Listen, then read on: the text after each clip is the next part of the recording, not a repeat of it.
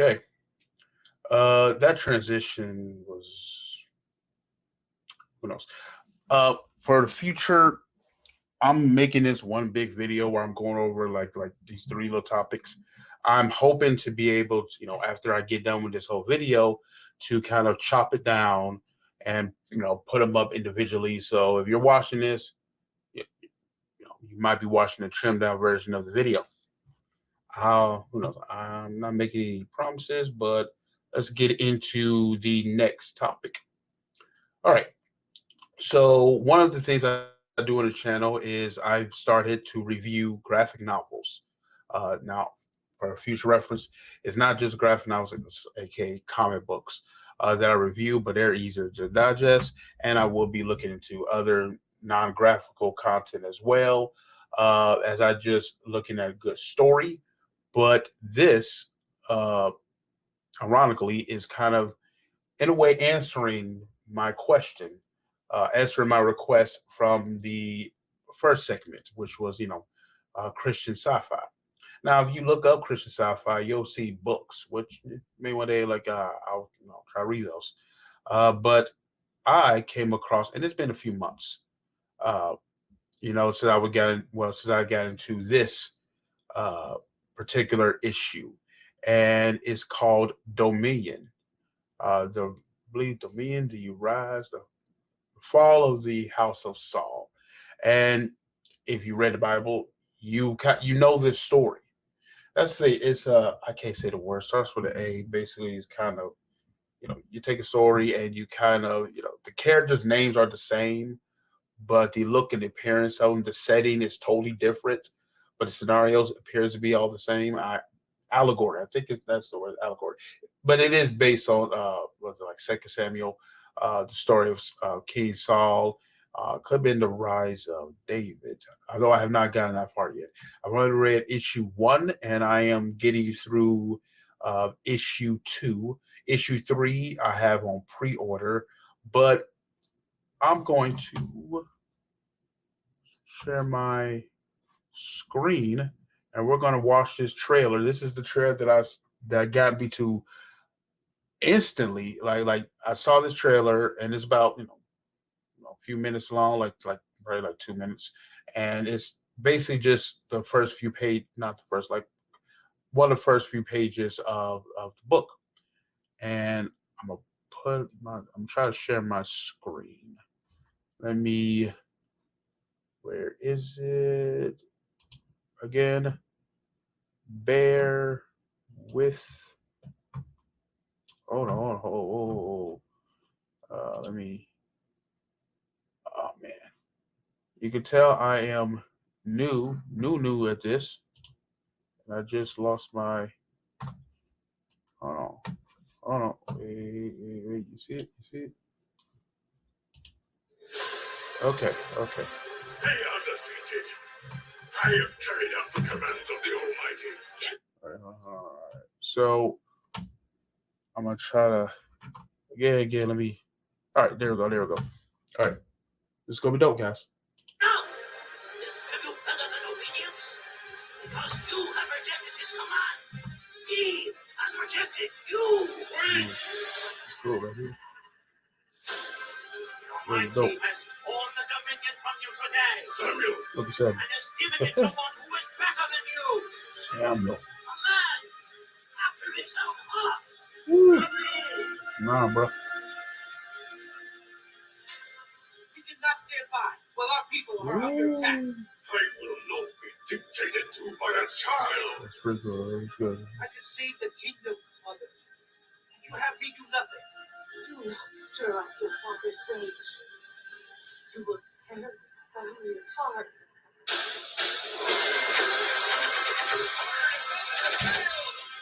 The Philistines are coming. Okay. Open your eyes, Jonathan. Our father is not the just king you wish him to be. You have duties to this family, to your people. I saw a young warrior who There you go. the spirit of the Almighty was with him. I will not lose my throne. Dominion is mine. I am king. I am Saul.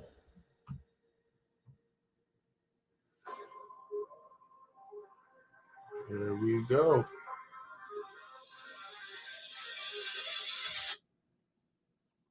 All right. We get back to no. All right. So that was the trailer. By the way, in the description you'll see a link for what I'm talking about. So in the description, in case you want to not just check out the trailer, but to also purchase book. So like I said, I read volume 1 of Dominion, starting volume 2, and I pre-ordered volume 3. That's it's good. I love this thing. Um, Again, so you saw like I heard an interview, but basically like a lot of the royal families or the lions, and Samuel was a sparrow. I think a sparrow. I believe there is some context of why each one resembles the kind of animal that they do in the book, and this is a great adaptation. I'm reading this and I'm forgetting that I kind of know the story, but I don't expect for them to go word. It's not word for word, so it's not like you can open this and it's replacing. You open up the Bible, but the storyline in this, of course, the storyline is dope. Like this is good history. One of the best history, the best stories in history in the Bible is this story from Saul and David. On. I don't know how far they're going into it because it is about the fall of the house of Saul. So that's going to have to include the rise of David, which I haven't got to that character yet. But my first impressions starting reading this book is it is a great story. The art, as you saw, is phenomenal. Uh, the characters are compelling.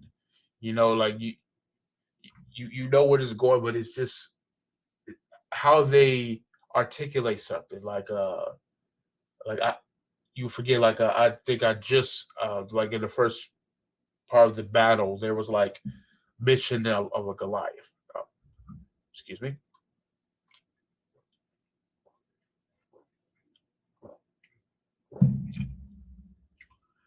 Yeah, so that which I have yet to see them yet. You see this struggle between Jonathan and Saul. As you saw, like his mother's trying to comfort him.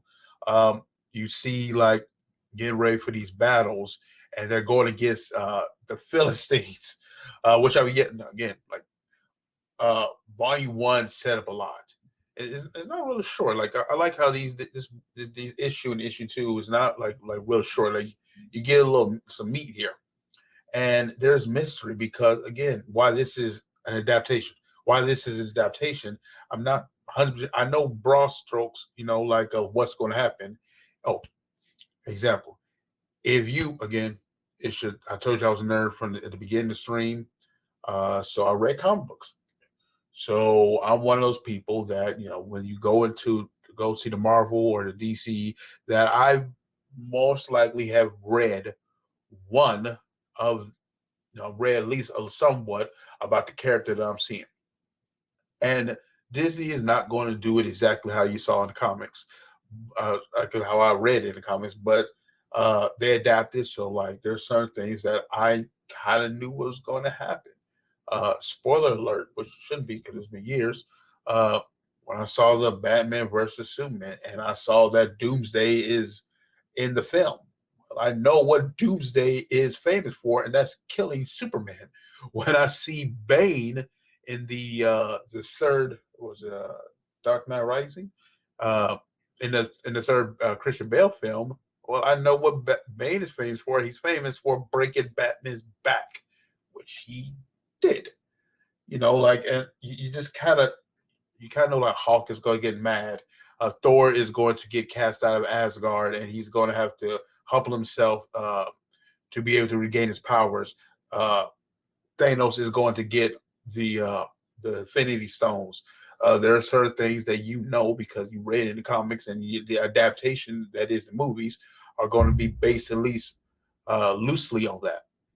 So back to the graphic novel. The broad strokes, but I don't know the details. I don't know the nuances, that they're taking with this adaptation. And it's exciting because is very easy to read. It's not a short. I would classify it as short because I read some issues where it's like one and done. Like, okay, that took me 5 minutes. It's not hard reading. I'm not trying to say that, but it is very compelling. There's mystery here, and clearly, this could be the story. Because while I know the story, and you might know the story as well, you read your Bibles, you know the story about Saul, you know what he is, as you saw in the trailer, you know what he is, what he was guilty of, why God took the kingdom from him, and you know what's going to happen to him. But while the story of David, people might have heard that outside of the church.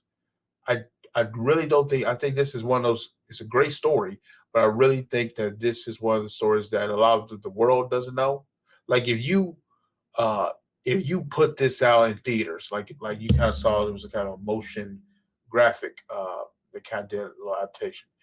If the whole thing was animated, and put that on the big screen, uh, where we get around that is that, hey, that story's in the Bible, but I think a good chunk of the population wouldn't have no clue. They would have no clue that the story that they are reading is straight up Bible. Think about that. And now the writer, I'm sorry, Mr. Bell, Dr. Bell.